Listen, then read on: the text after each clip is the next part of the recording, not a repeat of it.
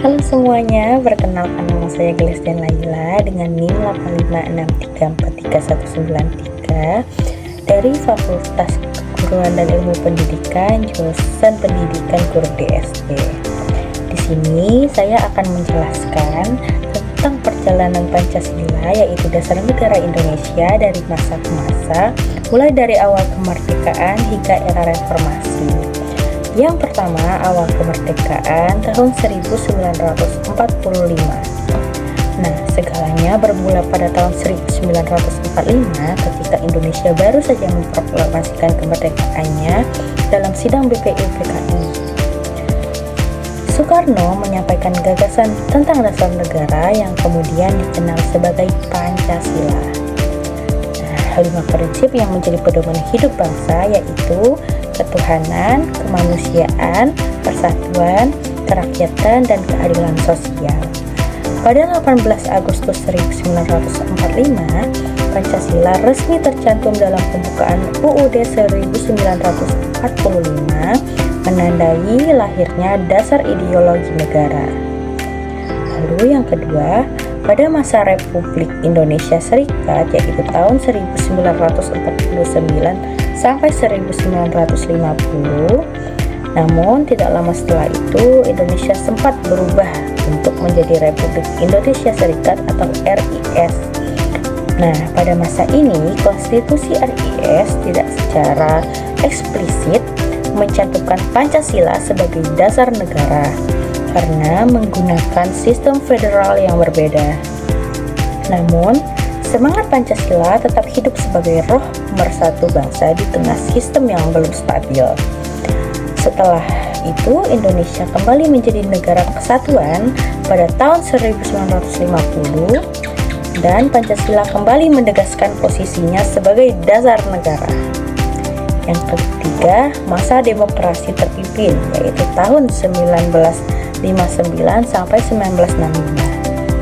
Ketika Presiden Soekarno menetapkan Dekret Presiden pada tanggal 5 Juli 1959, UUD 1945 kembali diberlakukan dan Pancasila kembali menjadi dasar resmi negara. Namun, dalam praktiknya terjadi penafsiran yang bersifat ideologis dan politis. Nah, Soekarno menekankan konsep Nasakom, yaitu nasionalisme, agama, dan komunisme yang dimaksudkan sebagai perwujudan Pancasila dalam kehidupan politik. Sayangnya, periode ini diwarnai ketegangan politik hingga terjadinya peristiwa G30S tahun 1965. Lalu, pada masa Orde Baru yaitu 1966 sampai 1998, setelah jatuhnya Soekarno, Orde Baru di bawah oleh Soeharto menegaskan kembali Pancasila sebagai ideologi tunggal negara.